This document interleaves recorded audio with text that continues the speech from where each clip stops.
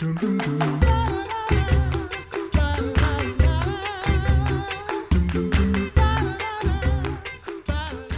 back to the Coffee Hour. I'm Andy Bates. I'm Sarah Gulseth. We get to go to camp. I'm excited, although it's not quite summer yet, but we get to go to camp. And today we're heading to Idaho at Camp Perkins. Executive Director Signe White is joining us today to talk about Camp Perkins. Signe, thanks so much for being our guest. Well, thanks for having me. I am excited to talk about Camp Perkins today because we've had the opportunity to talk with you before about this wonderful camp, but every time we talk about it, I just go there in my mind, and it's a beautiful place as you paint the picture for us. Take us to where we find Camp Perkins. How do we get there? Well, it's about 45 miles north of a little ski town known as Sun Valley, Idaho. You might have heard of it because famous people like to hang out there. But then you go 45 miles away from there, about 7,000 feet elevation in the Sawtooth Mountains. And Camp Perkins is kind of nestled there on the edge of a little lake called Perkins Lake. It would be wonderful to take the coffee hour on the road to Idaho and go visit Camp Perkins. Idaho is a place I've never been. What makes how does Camp Perkins play a role in the Christian formation of the families and the students and the children who are able to attend there? Oh, I'm glad you asked. There's just so many ways and impacts that we have, but I would summarize it in 3 C's. I would say counselors and community and creation.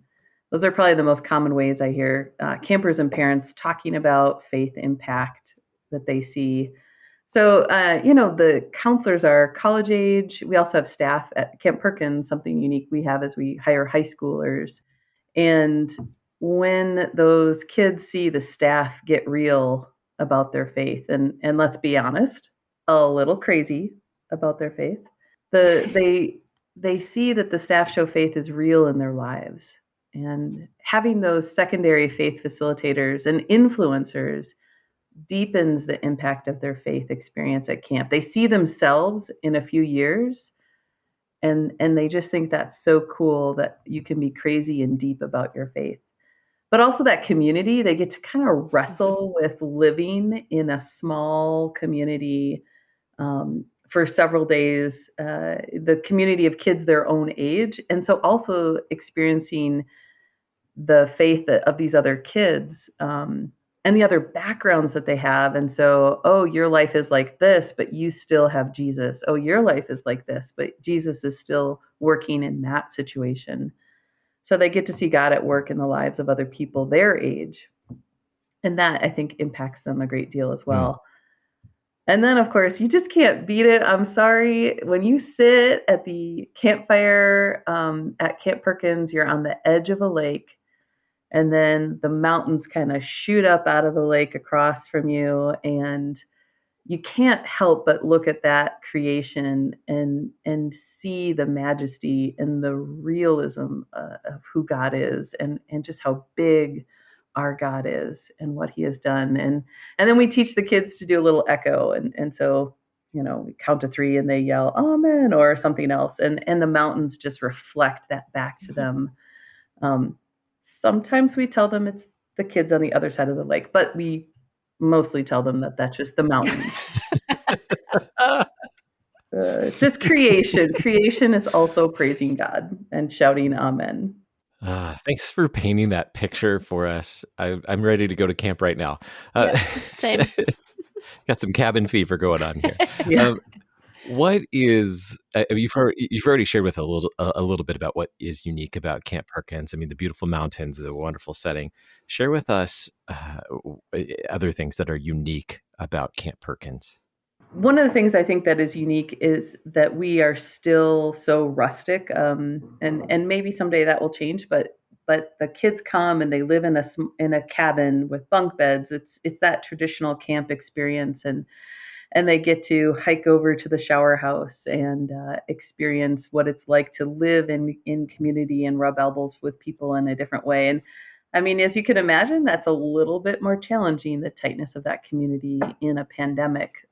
So we're working through how to create space and navigate those particular issues. But that's one thing we love, just some of those very, I would say, I hesitate to use the word traditional, but it's traditional. Let's get back to the nature. And especially, I think, after the year we've just had, these kids just, they need to run and play and get dirty and swim in a lake and grab a fish and have that experience. And I'm so excited to sort of get back to those nature roots in all the creation, because we are a tiny little camp. We're just 10 acres. So that's also very unique. I think there's a lot of camps that have, hundreds or thousands of acres of land, and we just have 10 acres, but we're in the middle of the Sawtooth National Recreation Area. So there are actually hundreds of thousands of acres that we get to play on.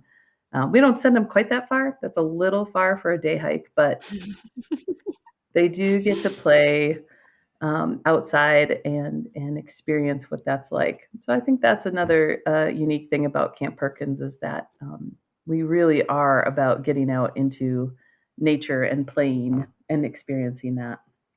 Yeah. What opportunities are there this summer for families and youth?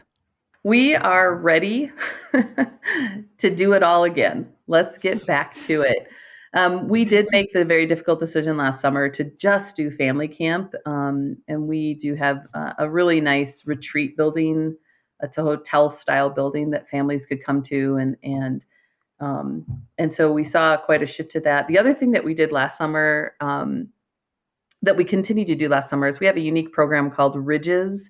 It's basically a 5-day backpacking trip. And so that felt like it could really happen. And we actually saw more kids sign up for that than usual because they wanted to get outside and do things. So we'll be running that backpacking experience again this summer as well. And we're ready to get back to our roots of youth camp. And so it's a 6-day experience. They come up on Sunday, they go home on Friday, and in between they have lots of fun. But they also get to be in that community, that Christian community. And so we're ready to do it all again. Sounds like a wonderful adventure, and running through most of the summer. What's the season at Camp Perkins? When does the summer season begin for camp? For us, it starts on site in early July. So this year we're actually starting our first week of camp on July 4th. So we're starting with a bang. And we do that because I probably shouldn't advertise this, but sometimes in the mountains, it snows. It snows in June, sometimes in the mountains. Last year we had about 4 or 5 inches on June 28th, I want to say. So that's maybe a unique thing that we don't really advertise a ton. But so we start in July with our camps. The staff come before that, and we do some traveling day camp experiences where we send our staff out to churches to do VBS. So that takes place in June. And then in July and early August, the first 2 weeks of August, we have camp for youth and then for families as well. So you mentioned your staff coming in June and things gearing up in July. Are you all set for summer staff? Are you still looking for summer staff for this year?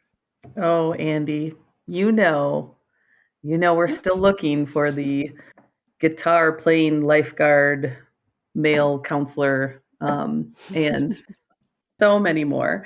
Not just Camp Perkins, but all the camps across the country. Most of us are still looking for some critical pieces to fill in the gaps of our staff, our team, our family that makes that difference in the lives of the youth. And so, yeah, we still need female and male counselors. We need folks who are willing to work in the kitchen and do maintenance. And we need a cook for the summer. And so there's an opportunity for somebody who has some life experience to come on out. You don't have to be in college. You can come out and be a part of our community, even if you're past the college age. Who is an ideal candidate to be a summer staff? Are there any regulations or things that people might need to know if they're considering being a staffer? The summer. Well, Sarah, I've got a job for you this summer. No, we've got, sweet. I would say ideally people who work at summer camps are people who love kids and love Jesus. And we like to have all types of people. I think sometimes we picture those classic camp summer camp staff is the wild and crazy, wig-wearing, guitar-slamming, fun-loving, crazy people. But kids also need the calm, intentional, quiet-spirited people as well. So if you think you're not suited to be a camp counselor, I guarantee that if you love Jesus and you love kids and you want to speak Jesus into the lives of kids, we've got a job for you. And it's not just a job; it's a calling, And for I would say any life experience that you're looking for, from engineering to being a teacher to being that mathematician or a social media expert, we've got all kinds of jobs and all kinds of people to do them. As we look forward to summer and making plans for camp this summer at Camp Perkins, what do you want parents to know as they consider Camp Perkins for their family? I would say what I want you to know is that we are doing our best to make it an experience of a lifetime. We need to get outside and we need to be together, and we're going to find ways to make that happen in as safe a way as we possibly can. We just need to gather together as the people of God, and whether it's as a family, a traditional family, or friends and family, or kids who become family, we're going to make that happen at Camp Perkins this summer. How can we find information about summer camp at Camp Perkins? Campperkins.org, so CAMPPERKINS.org is probably the easiest way. We also are available by phone, and there's something we used to use, snail mail, but pretty much we're going to say the internet's the way to go. So you can just find us online. Very good. Campperkins.org. Our guest today, Signe White, Executive Director of Camp Perkins. Thanks so much for being our guest and telling us all about Camp Perkins in Idaho. Hailey, Idaho, right? That's close. We're between Hailey and Stanley. There's no real city nearby. Signe, thanks so much for being our guest on the Coffee Hour today and sharing with us about Camp Perkins. You're welcome. Thanks for having me. Appreciate you guys. You've been listening to the Coffee Hour. I'm Andy Bates. I'm Sarah Gulseth. The Coffee Hour with Andy and Sarah is a production of KFUO. To support the Coffee Hour and KFUO Radio, visit KFUO.org. You can also text KFUO to 41444 or send an email to gifts@KFUO.org. And you can call us at 800-844-0524. KFUO. Christ for you, anytime, anywhere.